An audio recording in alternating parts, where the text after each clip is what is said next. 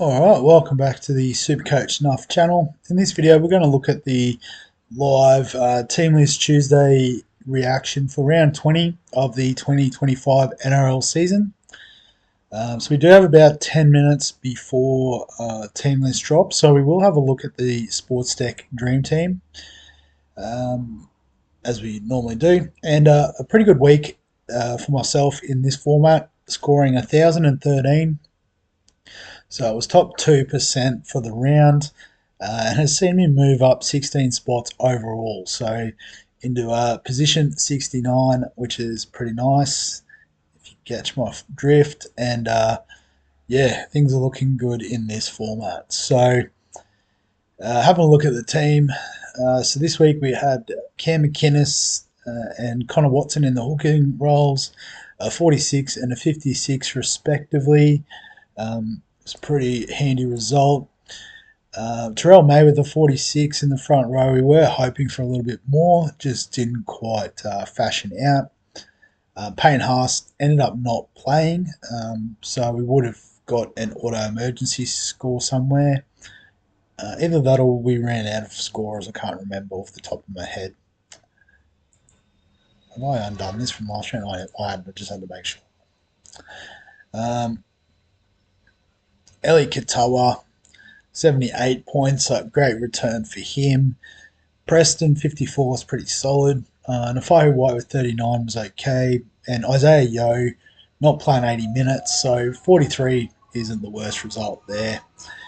The halves were really good though. We had Isaiah Katoa get a 54, but Nico Hines with a 98. So I know players in other formats that had Nico Hines scored really well this week. So he was my ticket to a good score this week. Cleary with 66, again coming off the bench, scored really well. And Jerome Hughes with the 73 was a great return also. In the centres we had Jacob Kiraz with a 47, alongside Karapani with a 25. We could have got an extra point if we played Purdue, but wasn't to be. And then the back line we had Tedesco, 58 was good.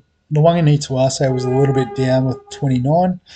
And then we captained Mitchell because we wanted to take the VC we got from Herpy Farnworth. So a monster 88 from him, which would have meant that I think we got Hunt's 25 as the AE. And just looking through, that probably dropped off the score anyway. So it worked out pretty well in the end. In terms of the head-to-head matchup this week, got the win over the Brisbane Broncos with a 930. So looking at Nathan's team, he captained Terrell May, which was unfortunate. VC'd Farnworth and didn't take it, so maybe just went the set and forget option. So that definitely helped me out a bit there, but also having Nico Hines was a difference maker. Has Aaron Clark, which is nice, scored a 66. A few of the Titans boys went okay. But yeah, those were probably the big difference makers there. Did get the top scorer in the league this week, which was nice. But we'll have a look at Oliver's team, Hull White Star with a 990.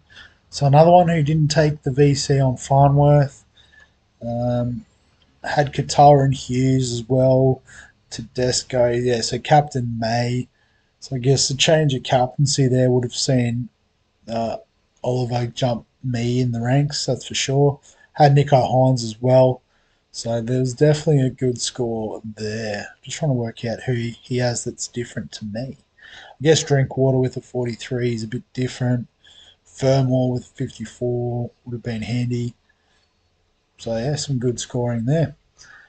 Might just have a quick look at the league. Just want to see how Oliver is doing overall.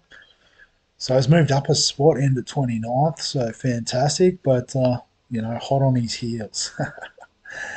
In terms of other players that went well this week, Jaden Sewer actually top scored with 99. So 33 players, well done to you that had him. Blake Brayley's been really good at hooker of late, so about 10% on him. Trent Liero was really good with an 81, backing up from Origin. Adam Dewey with an 81 for the Tigers, pretty handy point of difference. Isaac Tungo went well with a 75. Halasima, if you held on to him, was good with 73. DeBella did. And Tuapiki at the price, 65 is a great return there. Burton kicking goals this week was helpful with getting to 64 points. Not that there was a lot of goals in that game, it was pretty tight. But yeah, maybe Max Fiernay, a bit of value there with the 60. But we'll have a look at some break evens for people that are interested in that. So KO Weeks is the interesting one this week. Negative 72 break even, so he will shoot up in value. Ben Tolte, if you're looking for a cash out option that might make some cash. But you'd imagine after the bye, the Broncos should be back to full strength, and he probably doesn't get that third game. Jack Jeske might make a bit more cash if you've had him since the start of the year. But other than that, Cody Walker sounds like he's out for the season now. Don't know if it says that, but yeah, unfortunately at 258k, it's pretty hard to find a move for him there if you still own.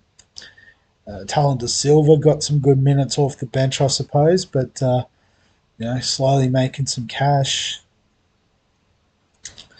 But don't know, that might be about it. Orbix Tower, so a centre that's playing in the front row. Pretty sort of interesting option there, but doesn't play big enough minutes to stress yourself too much about that. So, in terms of my team for this week, so let's get the Fahu White up front because Haas is on the bye anyway. We'll put Kalama Matangi on field. So I guess yeah,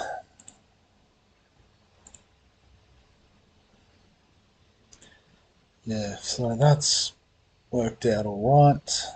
So we can use Garrick, Mitchell, Tedesco. I guess it's maybe, structurally what we could look at doing. I think we can leave that is we do have Purdue. There's a bit of flexibility to get, Farnworth back in the centres and push one of these guys into the flex, but I think we can leave that for now.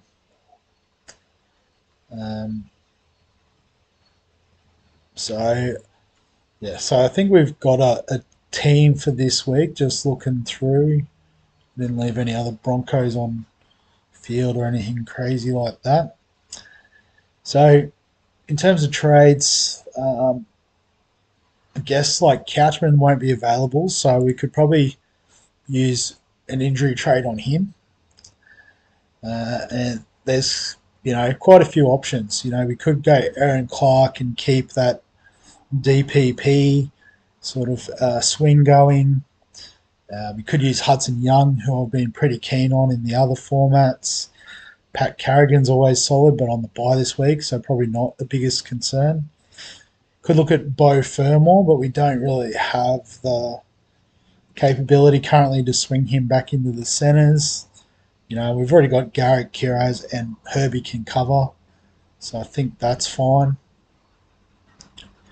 Dylan Lucas sounds like he's out for a while. Britton Nicker could be a bit of a point of difference, potentially. Maybe the other option I like, who's a fair way down this list. Obviously, Tino's fairly popular, but I think we can afford to anti-pot him. He's a fair way down the list. Didn't realise he was that far down. But Angus Crichton, 4.7%, 624k. So there's a few options there. So Yeah, I haven't quite settled on who I want. Like, ideally, one of these big guns, Clark or Young, would be the go. I don't think I've got the cash to do both. If I go for Horsburgh, yeah, it's not quite there, unfortunately. It would also leave me with just two trades, which is a little bit scary. Um,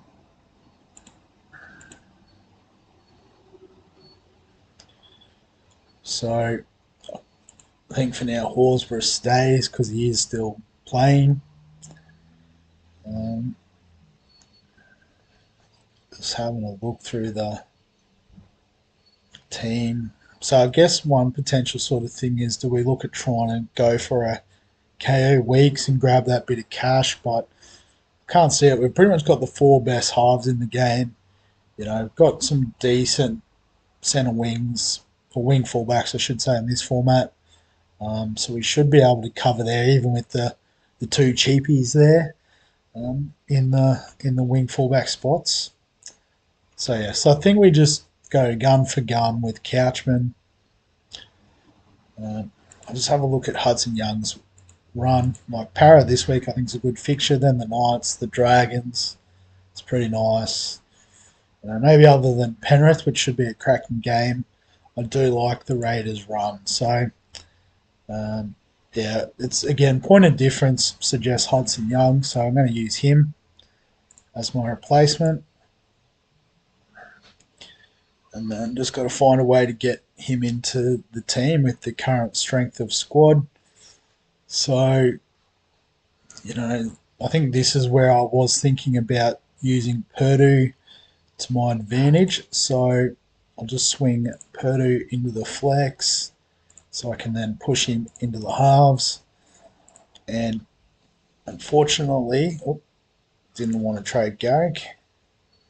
I think it's Garrick who sits out for the time being. So, um, yeah, we'll go for the upside of Latrell and the like.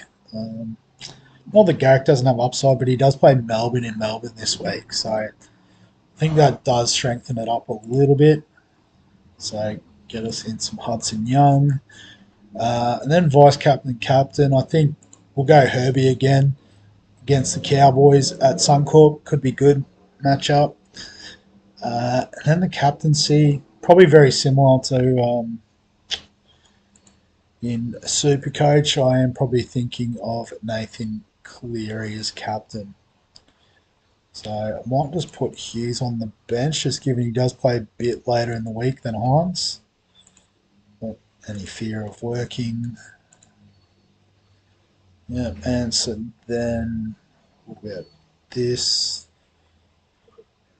Canberra and Penrith. So it looks like maybe Katoa.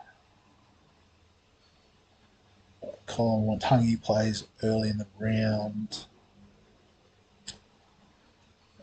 Yeah, I think something like that's fine anyway. No need to really overthink it.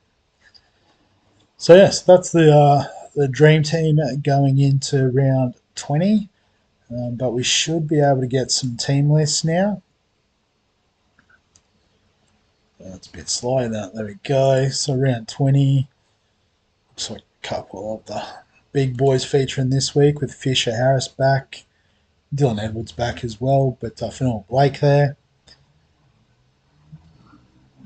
So yeah, a bit slow, so everyone's keen to see who's lining up this week.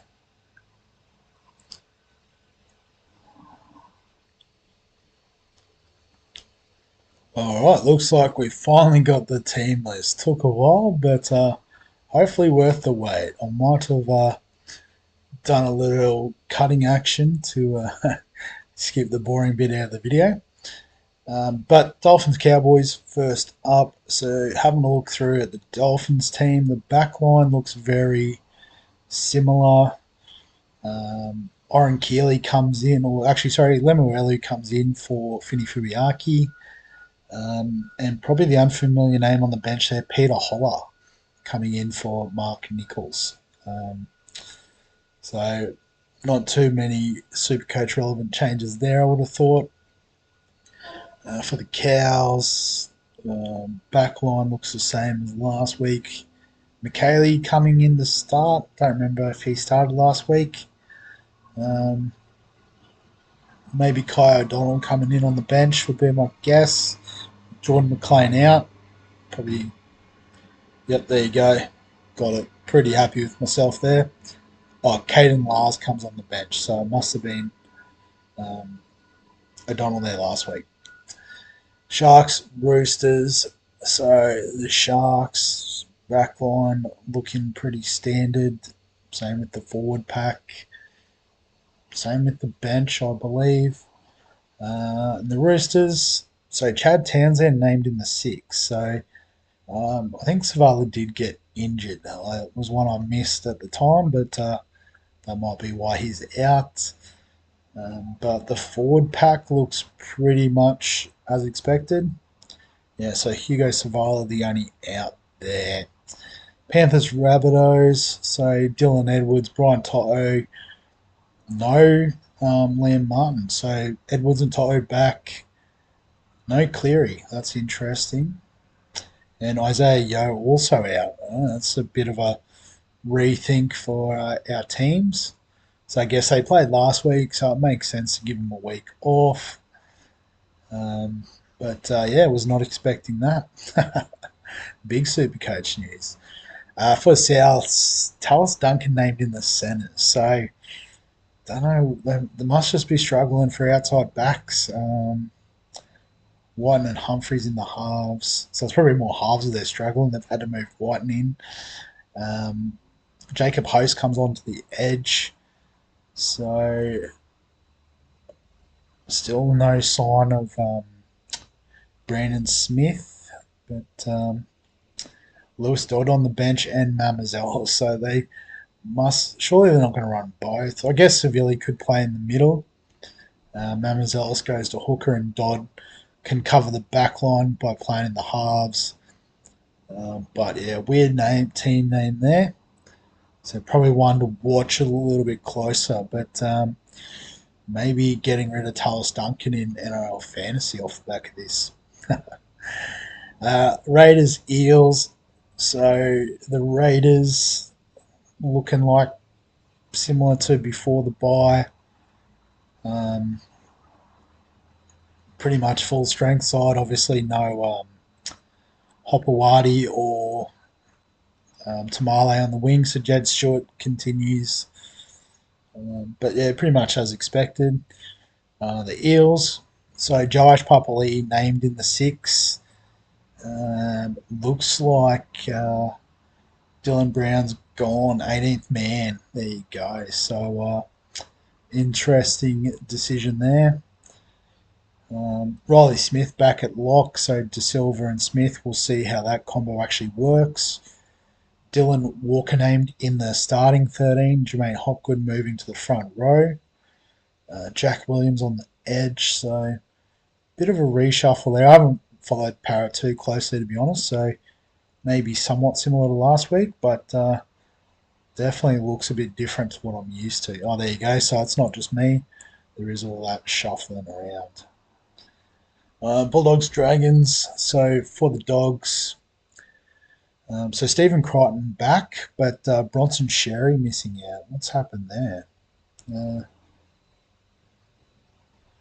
Okay, not too sure. But Renna Karma getting another game, which is great. And then probably the big news, Lockie Galvin named in the 7. So Toby Sexton in the reserve. So maybe having a bit of a look at next year's potential combo. I don't hate it. You know, they'll show up some stats that, you know, Sexton is a bit behind in attack compared to some other halfbacks in the top 4. But I don't think, you know, he's out of place in the team. But interested to see how that goes. Forward pack looks the same as last week. Salmon in the 13, which is where he started last week. Kurt Mann back on the bench with Hayes, Curran, Haywood. So I think, you know, that's their bench going forward for sure. Just have a look at the bench. So Satili Tupanua could find his way in somewhere. But Saluk Fafita, Moran, I think, you know, probably the next cabs on the rank there. So yeah, maybe other than Bronson Cherry, close to a full strength. Obviously, Montoya's out until finals, but Rinakama did a good job. For the Dragons, I think the backline's the same as last week. Doesn't look like there's a lot of change there, unless there's someone on the bench or on the starting team. Oh, it's okay. They've been named despite getting injuries, so we'll just wait and see there. Storm Seagulls. So the Storm still running the same backline. No Ryan Pappenhausen, not even named in the reserve. So definitely need to do some rethinking of my trades this week. But the rest of the team looks pretty much as expected. Lasati gets another gig on the bench. For Manly, so the same backline as they've been running. With Tom Turbo in the centres. Yeah, it looks pretty much as expected. Nothing too crazy there. No changes. There you go. Tigers and Titans, Sunday 2 p.m. So Taylor May getting his first game for the Tigers. So not sure if he's even been sort of floated up in Supercoach Fantasy yet. So it'll be interesting to see his price point, and particularly if Pappenhausen's out and we need some cover, might be worth a bit of a look. Coruscant in the 9. I think that's right. It was Hope coming off the bench. Adam Dewey named it lock. That's pretty interesting.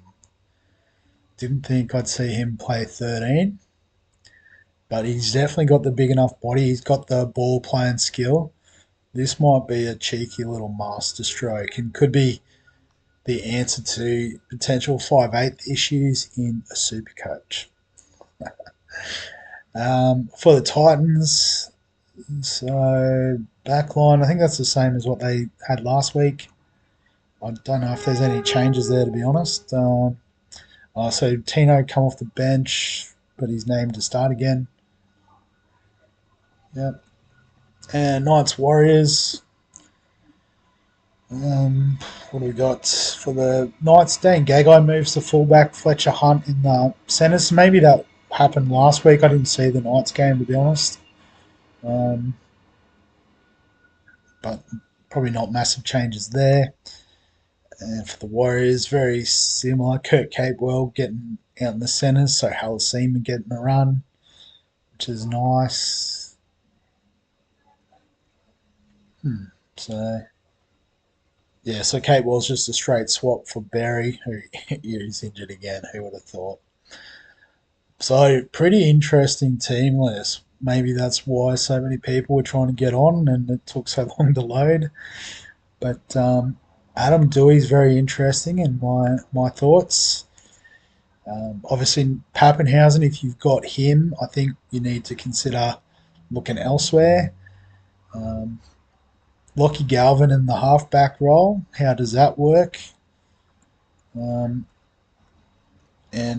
I guess if you're a Dylan Brown owner, probably have to move on from him. Looks like they're preparing for next year. No Cleary and Yao as well, which is obviously going to factor in any decisions we make. So yeah, good stuff. We'll wrap the video up there. It's probably gone too long anyway.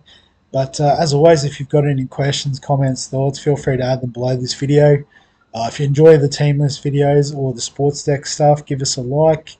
Subscribe for all the fantasy sports content on the channel. And other than that, we'll catch you in the next one.